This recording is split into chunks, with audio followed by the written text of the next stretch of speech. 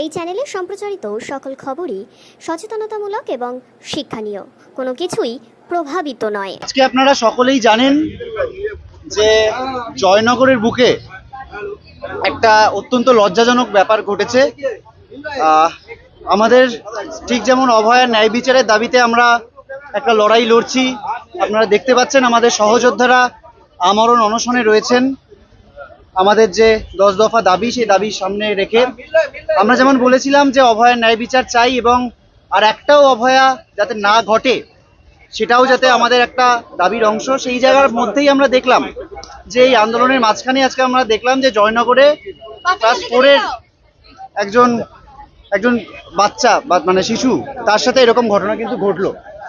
এবং ঠিক যেমন আরজি করেও আমরা দেখলাম পুলিশের যে ভূমিকা, যে এফআইআর নিতে দেরি করা, তাদের ভূমিকার যে একটা সন্দেহজনক যে জায়গা, তথ্য প্রমাণ লোপাটের যে জায়গা থেকে আমরা আরজি করেও দেখেছিলাম, ঠিক একই রকম জিনিস আমরা কিন্তু দেখতে পাচ্ছি আজকে জয়নগরেও ঘটেছে।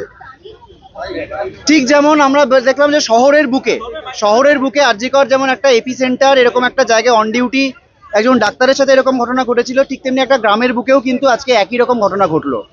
তো আজকে এই জায়গায় দাঁড়িয়ে আমরা ওয়েস্ট বেঙ্গল জুনিয়র ডক্টরস ফ্রন্টের পক্ষ থেকে একটা প্রতিনিধি দল আমরা চাইছি যে যে ঘটনাটা ঘটেছে তার পরিবারের একটা পাশে থাকার একটা জায়গা আমরা করতে চাইছি। সেই জায়গা থেকে একদমই শুধুমাত্র পাশে থাকার জায়গা হিসেবে আমরা সেখানে আজকে যাচ্ছি। এবং আমরা এটা মনে করিয়ে দিতে চাই যে যে জিনিসটা ঘটে চলেছে, আমরা বারবার কিন্তু বলছি যে এটা আজকে পুলিশের যে ভূমিকা সেটা অত্যন্ত লজ্জাজনক, আমাদের রাগিয়ে তুলছে এই গোটা ব্যাপারটা। আরজি করের বুকে যে ঘটনা ঘটেছিল, আজকে এতদিন পরেও আমাদের যে বিচার পেতে যে দীর্ঘসূত্রিতা, তাতে পুলিশের যে একটা ভূমিকা ছিল, প্রশাসনের ভূমিকা ছিল, আজকে জয়নগরেও দেখছি যে একই রকম একটা ঘটনা কিন্তু ঘটতে আমরা দেখলাম। আমরা শোকস্তব্ধ, আমাদের বলার কোনো ভাষা নেই। তো সেই শোকস্তব্ধ পরিবারের একটা পাশে দাঁড়ানোর একটা উদ্যোগ হিসেবে আমরা ওয়েস্ট বেঙ্গল জুনিয়র ডক্টরস ফ্রন্টের পক্ষ থেকে আমরা 5 জনের একটা প্রতিনিধি দল আমরা সেখানে যেতে চলেছি। এটুকু। আমরা আপাতত 5 জন যাচ্ছি। কোথায় যাবেন, কি করবেন? আমরা যাচ্ছি একদমই যে ঘটনাটা ঘটেছে তার বাড়িতে গিয়ে তার বাবা মার সাথে, অভিভাবকদের সাথে একটা দেখা করা এবং পাশে থাকার একটা বার্তা দেওয়া, এইটুকু করতেই আমরা যাচ্ছি। আজকে সাংসদ কল্যাণ ব্যানার্জিরা কথা বলেছেন যে আন্দোলন করছেন, কর্মবিরতি করছেন, আর সেই সময়তেই সই করে স্টাইপেন্ডের টাকা তুলেছেন। দেখুন আমরা একটা শোকস্তব্ধ পরিবারের পাশে দাঁড়ানোর একটা বার্তা নিয়ে এখন প্রেস কনফারেন্স করছি। তো কল্যাণ বন্দ্যোপাধ্যায় তো ইতিমধ্যে বহু জিনিস বলেছেন, তারা এমনিই চান যে ডাক্তাররা যে গণশত্রু সেটা প্রমাণ করতে। তো এই যে বিষয়টা তারা বলছেন, আপনারা স্পষ্ট করে বলে দিতে চাই, আমরা যখন কর্মবিরতিতে ছিলাম তখন কিন্তু প্রত্যেকটা কলেজের যে প্রোটেস্ট মঞ্চ, ধর্ণা মঞ্চ, সেখানে আমরা কিন্তু উপস্থিত ছিলাম। আমরা হসপিটালে থাকবো না এরকম কোনো কথা কিন্তু আমরা বলিনি।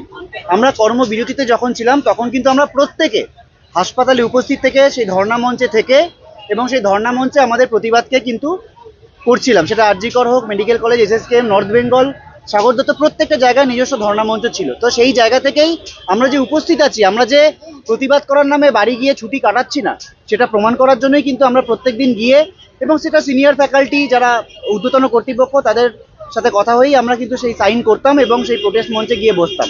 এবার এই ব্যাপারটাকে এরকম ঘুরিয়ে দেখানোর উদ্দেশ্য তার কি এবং কেন, সেটা তাকেই জিজ্ঞাসা করতে পারে।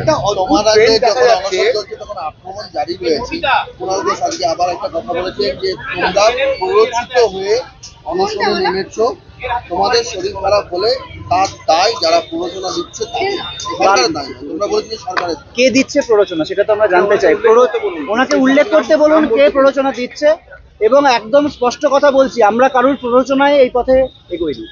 আমরা আমাদের সহযোদ্ধারা যাদের নিজের জীবন বাজি রেখেছেন তারা সম্পূর্ণ নিজেদের সিদ্ধান্তে, এবং আমাদের ওয়েস্ট বেঙ্গল জুনিয়র ডক্টরস ফ্রন্টের যে জিবি, সেই জিবির সিদ্ধান্ত অনুযায়ী তারা আমরণ অনশনে বসেছেন। এবং আমরা আর কোনো উপায় দেখতে পাইনি, আমাদের যেভাবে গণশত্রু বানানো হচ্ছিল আমরা এছাড়া আর কোনো উপায় দেখতে পাইনি। সেই জায়গা থেকেই কিন্তু আজকে এই পদক্ষেপ নিতে আমরা বাধ্য হয়েছি।